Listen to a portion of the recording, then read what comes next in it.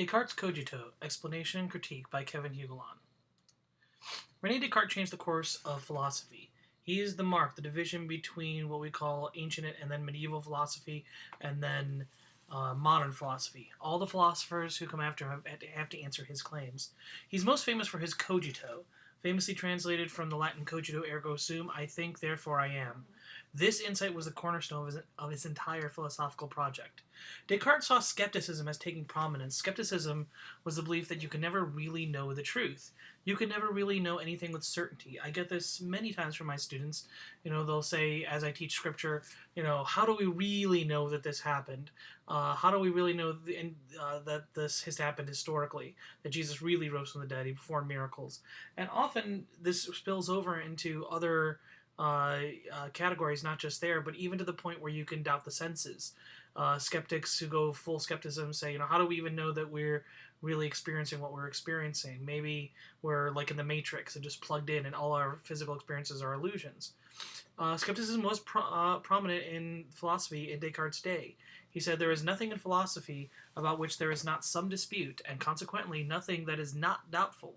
Considering how many opinions there can be about the very same matter that are held by learned people without there ever being the possibility of more than one opinion being true, I deemed everything that was merely probable to be well nigh false.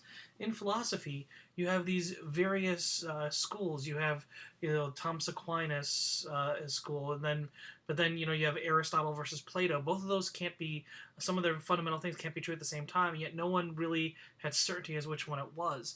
So he saw that there was much dispute and uncertainty, and he wanted to build his philosophy on something that was certain.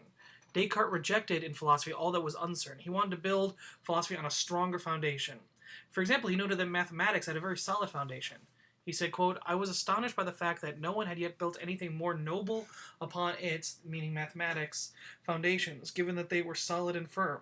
Descartes wanted philosophy to have a solid foundation and as firm as mathematics. To do this, he needed a method to find certainty.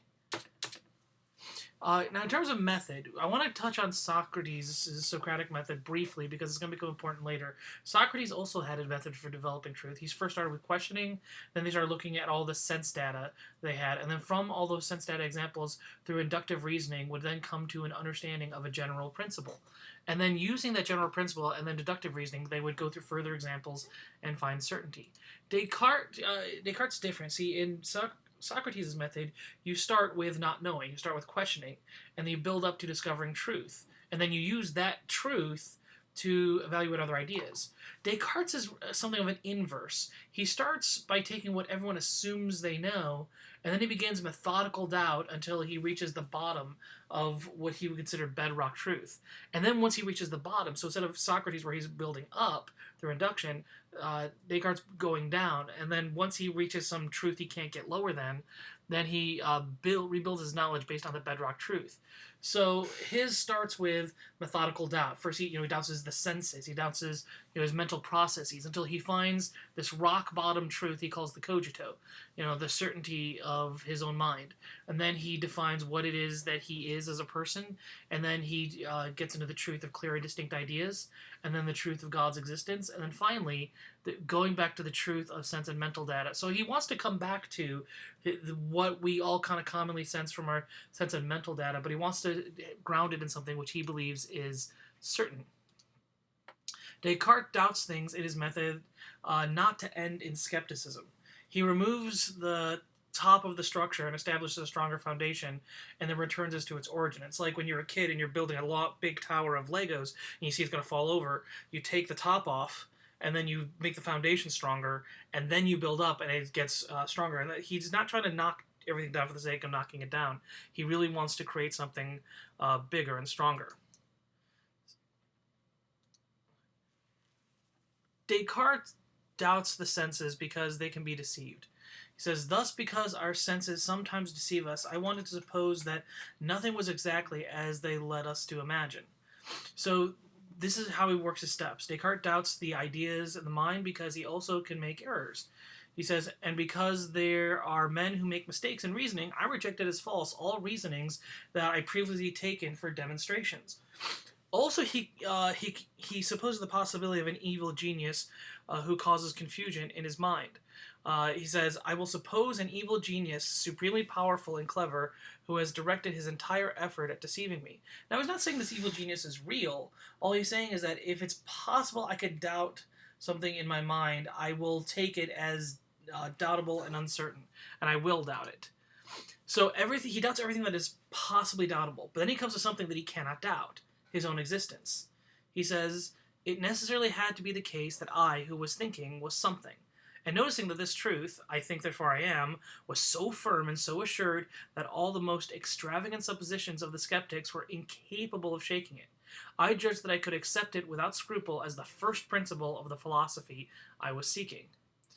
This becomes the one solidly undoubtable thing that he knows, that he exists. He cannot doubt it. If he remained here, he would fall into what we call solipsism, which is a belief that all that exists is the self. Descartes does not conclude that only he exists. He's not a solipsist.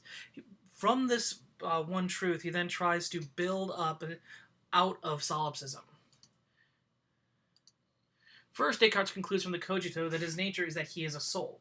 He says, "I was a substance, the whole essence or nature of which is simply to think, and which, in order to exist, has no need of any place or depends on any material thing." So he makes a very strong distinction between the soul and the body, and that becomes very important in defining his philosophy. We're not going to get too much into it here, but I will say he does not ultimately reject the body and the senses. He goes back to them, but he says he knows with certainty that he's a mind because he can doubt his body and the senses in his method, but he can't doubt his mind. Second, he sees that his existence is a clear and distinct idea. Descartes uses this insight from the Cogito as his standard of truth. He says, "I judge that I could take as a general rule that the things we conceive very clearly and very distinctly are all true." Again, by clear, it means that something is perfectly apprehendable to mind. It's undoubtable, like the Cogito. And distinct is that this idea that he's holding is not confused with other ideas, meaning it's unconfusable. He concludes that since knowledge of his existence is true, and this knowledge is a clear, distinct idea, then clear and distinct ideas are true. Now, Descartes realizes that he's not perfect, but he does not believe this idea of perfection came from him. He says, "It is no less a contradiction that something more perfect should follow from and depend upon something less than perfect." For the idea of something more perfect must come from something more perfect than himself. It would be weird if something less perfect, something more perfect could come from something which is less perfect. And since this idea of the perfect is more perfect than Descartes, he says that idea of the perfect has to come from something else. Descartes points to a being that had within itself all the perfections of which I have any idea, and that it was God. Descartes' idea of God is clear and distinct. God is the perfect being. Descartes concludes that a perfect being would have existence as an aspect of its perfection. Since the idea of God is true, God must be real, since a perfect being would be a real being. Once he has established that a perfect God is real, and that this God is not a deceiver, he concludes that we can trust our senses and our reasoning when we use them properly because they come from God. Everything is built on the certainty of the Cogito. So, is the Cogito the only certainty? Let's get into the critiques. Is the Cogito the only certainty? It would seem that there are other things about which Descartes must have certainty besides the Cogito. This is going to be our first critique. He wants to say that the only thing about which he's absolutely certain as bedrock is the Cogito. But there are other things that have to be true as well. The laws of logic. The laws of logic seem necessary before the Cogito, for the Cogito itself, and after the Cogito. In order for Descartes' doubt to be effective, he must use logical reasoning. He continually employs a version of this syllogism as he goes through. All uncertain things are doubtable. X is an uncertain thing, therefore X is doubtable. The only way this type of doubt can work is if the logical demonstration really gives you some kind of insight or knowledge into doubt. The Cogito itself seems to employ a logical argument. I think, therefore I am, is a logical syllogism with an enthymeme, which is a hidden premise, which is thinking things exist. So I am a thinking thing, thinking things exist, therefore I exist. In order to hold this to be true, Descartes would have to presuppose the laws of logic to be true. Now, Gallagher points out that Descartes sidesteps this by saying the Cogito is not an argument, but an insight. Gallagher says, the cogito is not reached as the result of an inference, and the ergo is not the ergo of a syllogism. It is not inferred, but co-immediately present. The ego's existence is therefore known intuitively, not inferentially. Here's why I want to go back to Socrates' method. Because Gallagher seems to be saying that what's going on here with Descartes is similar to what happens with Socrates in his step 4. Socrates does not simply do a number of inductions to produce certainty. That would be impossible unless you did a complete induction. Instead, the inductions raise the mind to a place where it can see or apprehend the truth of the proposition, not where it proves it by argument. I use this example, this picture here. I show it to my students and I say, what is it? And some of them see immediately it's a picture of Jesus. So a lot of them can't. So I ask the ones who don't, who do see it, to help show the other people where it is. They try to explain where his nose is, the outline of his shoulders, where the light source is coming from. But what happened, some of them eventually, the ones who originally didn't see it, eventually do see it. But when they do, it's not because they're convinced by any argument by somebody else, but the arguments kind of point them in a way of seeing, and then they just see it. And it just is there. So they're not proved by argument, they just see it. And that's kind of how induction in Socrates' method eventually gets them to see the truth. Well, Gallagher's trying to say something similar happens in Descartes with the cogito. The cogito is not a syllogistic argument. It's just Descartes is showing you the cogito so your mind can see or apprehend the truth. He phrases the cogito as a proposition and not as an argument in another place in the Meditations. He says, I am, I exist is necessarily true every time I utter it or conceive it in my mind. This version is presented not as a valid argument, but by Descartes as a true proposition. However, even if he does not need to assume the laws of logic to reach the cogito, Descartes needs the laws to climb out of the cogito solipsism. He has to make an argument as to why clear and distinct ideas are true, and an argument as to why God exists. But for these arguments to be effective, the laws of logic have to be true. However, he can't establish the laws of logic until after he establishes the truth of clear and distinct ideas and the existence of God. He assumes one to prove the other. Other thing is that he has to also, besides the cogito, assume the existence of other people. Geller brings up the important point that the ability to think already implies other minds. Descartes would not have the ability to think, the cogito, if another mind had not taught him how. Gallagher uses the example of language and how it is something that is received by the mind from another mind. It is ironic, Descartes, in wondering whether perhaps he alone existed, that is solipsism, used language to do the wondering, and that language is empirically not a creation of my private cogito self, but a bequest of other persons whose existence I am trying to use it to question. In other words, in order for him to question, he's got to use language which is given to him by other people. Also, the question itself. Gallagher also points out that the question nature of being is something that is undoubtable, along with the cogito.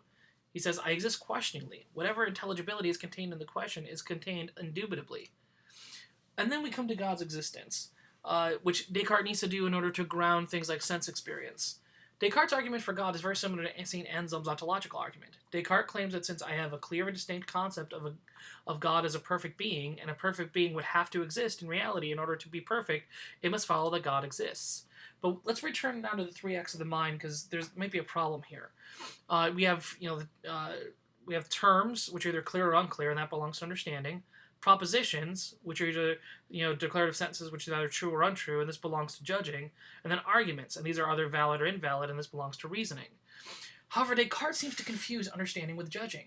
Peter Kraft makes this point. The person who understands the meaning of the concept of God must understand that all perfections are contained in it, and therefore, if existence is one of those perfections, then existence must also be contained in it. But one who admitted that the concept of God contained the concept of existence did not thereby admit the proposition God exists true. In other words, Descartes has a clear and distinct understanding of God, including his existence. But whether that understanding is true or false is an area of judgment, not understanding. So is the idea of God clear or unclear? It's clear. But he thinks that just because it's clear, it's also true. But that's not a matter, even if it's clear, doesn't say whether it's true or untrue. That's a proposition that has to be decided. And he seems to say, I know the concept of X. But the problem is I know the concept of X is a different act of the mind than X exists. Kraft also points out that Descartes commits the fallacy of four terms. A version of Descartes' argument is God is perfect, in quotes, God. A perfect thing must exist, therefore God must exist. But Kraft points out that Descartes is using four terms, not three. First, the concept of God, or God in quotation marks, in the premise. Second, existence. Third, perfection. And fourth, the God without quotation marks in the conclusion. So this means that the God, a concept, is not the same thing as God, a reality. And so he's actually using four terms. If these are not univocal, then Descartes' argument is invalid.